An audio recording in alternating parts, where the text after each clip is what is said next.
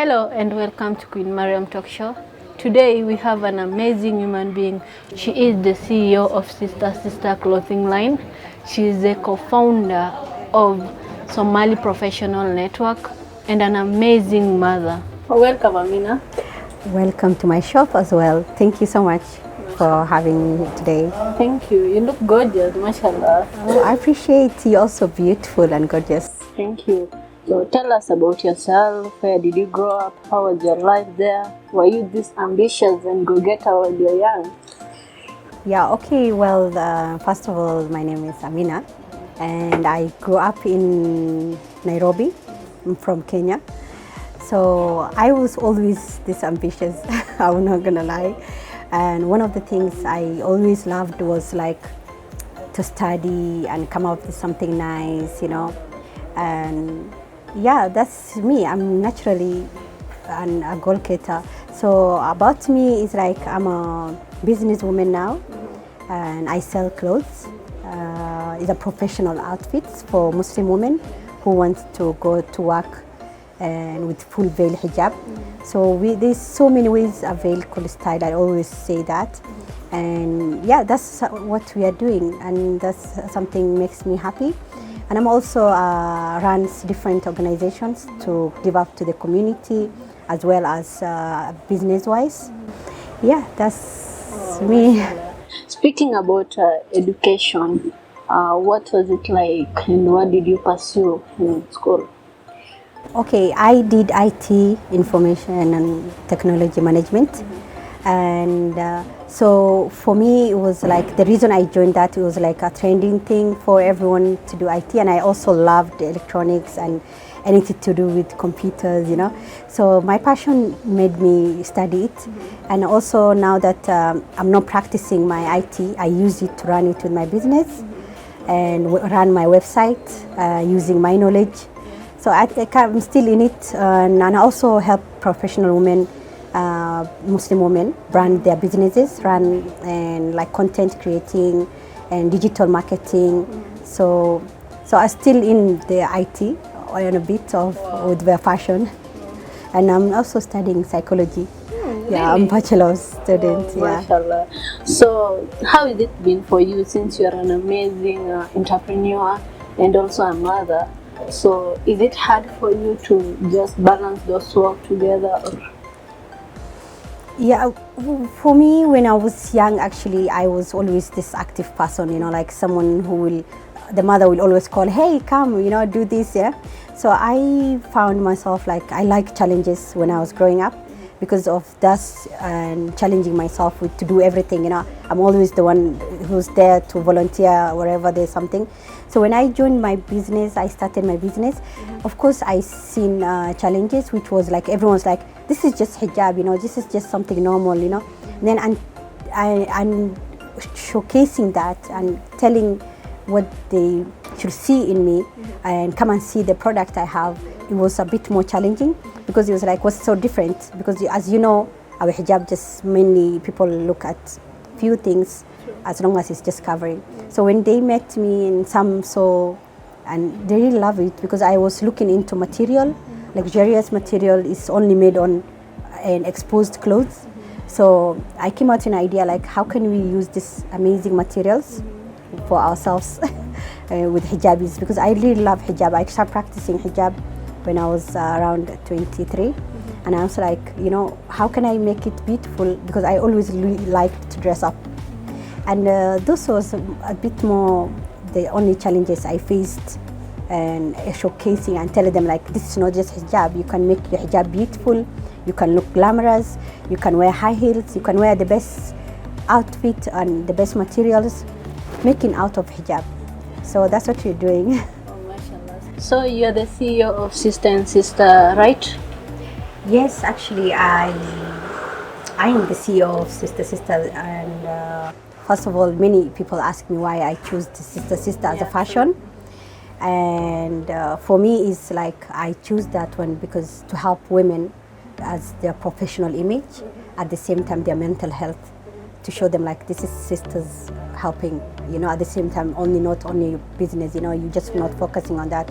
Because for me personally, I like to dress up nice, look good, you know, professionally, you know, with my hijab. So many sisters look up to me, and I want to help them also with the mental health qadar. And as long as that's why one of the reasons I'm so into mentoring and being with women, I was like, oh, how can I also at the same time help them? And yeah, I like it. It started there. Actually, it's the best name, because when I saw sisterandsister.com, it was like, is it about the fashion alone, or it's just collective of many things? Yeah. Like most people think like it's just an organization uses that kind of name. But for me, I want to use as an extreme makeover, as I said, to help women, professional Muslim women, their professional image, and you know, your career and image also is very important. So sometimes it doesn't mean like I'm wearing hijab, I have to be looking boring, you know. When someone is outstanding, you know, when you have a power attitude, you look different from other people, you know.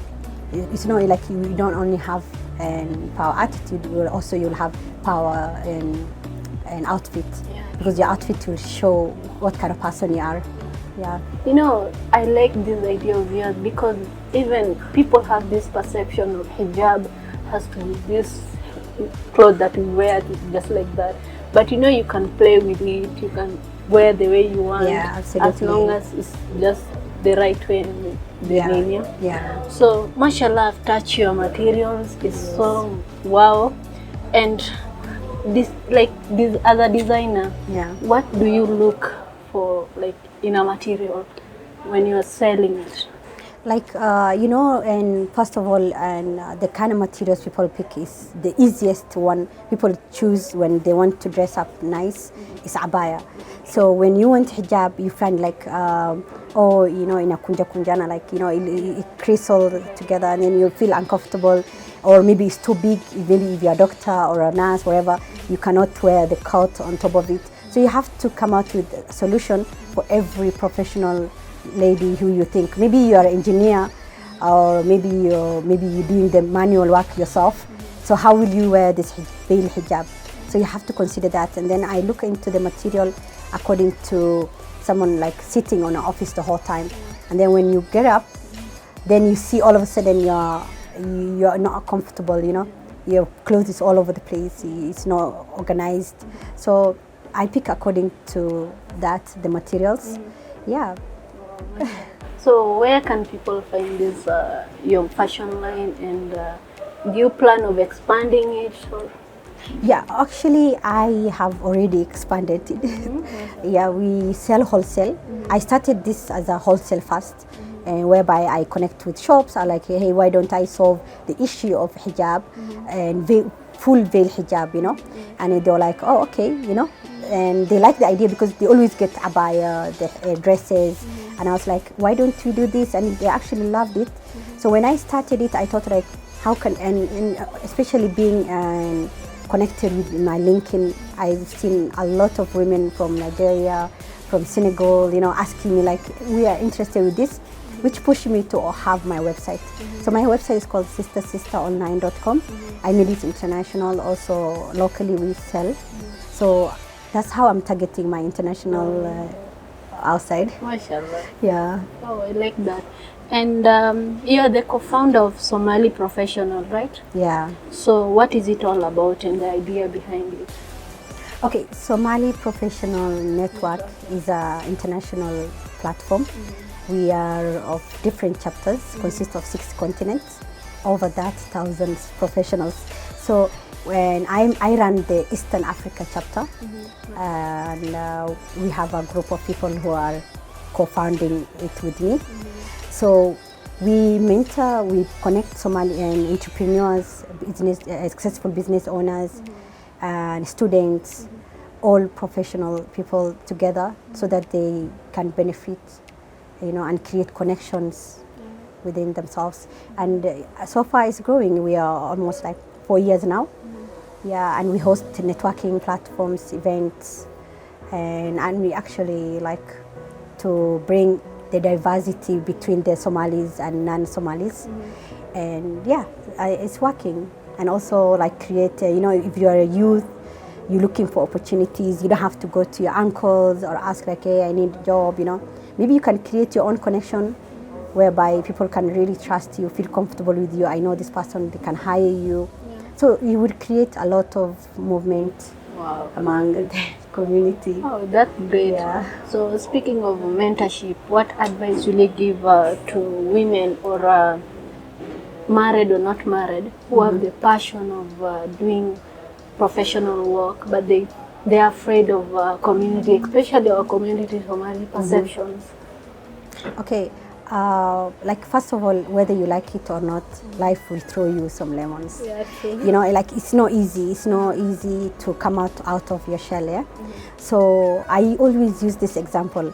Like the lobster shell, when he wants to change, when he grows, his the shell becomes heavier. So he goes under the ground, fix himself, remove the old shelf. First he will remove the shelf. Then he will go under the ground. Then he will wait to create another shell so that he comes out stronger, where he can fully cover himself well. So as a person, when you encounter with problems, you just look for the comfortable way you can come out of that, situation and make yourself stronger, because there's no way you will not have challenges in life. There's always challenges. Live according to your life, because I may be handling my situation differently, but you will also have your own lifestyle and your own way of handling it. So understand what is bothering you, what is need to be corrected. So, and focus, like do not lose, like, your main goal of. Yeah. So, do you encourage the girl child education? Because we come to a community where they tell us women must get married, they don't have to go to school, you see. So do you encourage that kind of girl child education? Yeah, actually I love education. I used to love when I was young education so much, and I was not good at it. I was failing, but I just had that urge of, because I had two brothers older than me, and I was like, they're doing well, so I have to, I was always the kind of person who used to defend herself with education. So everyone will make me like, you don't even pass, what's wrong with you, why are you making a big fuss out of it, So I never cared. I was like, I have to go to school, Then in my 8th grade, I failed, and then for going to Form 1, you have to good marks. I've been crying the whole time. I remember my mom took me to one high school, and she begged them, please. She's really smart, She'd been not eating a whole month. That's how much I started that motivation of going to school. Yeah. So when I went to started that journey, it was like an amazing moment for me, because I was like, I need to be smart again.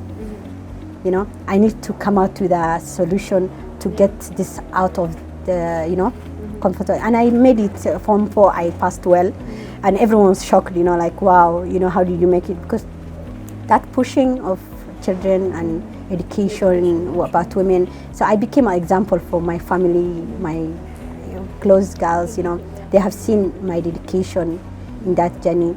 Because like most people think, like, if a girl goes that time, and if a girl goes to high school, it was like Ataribika, she can be bad, she can ruin herself.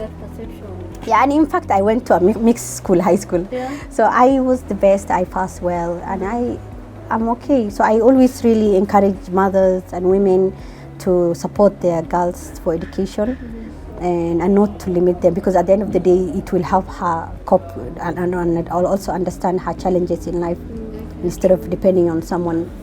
Sure. Yeah. So you are someone who many young girls look up to you. Do you have that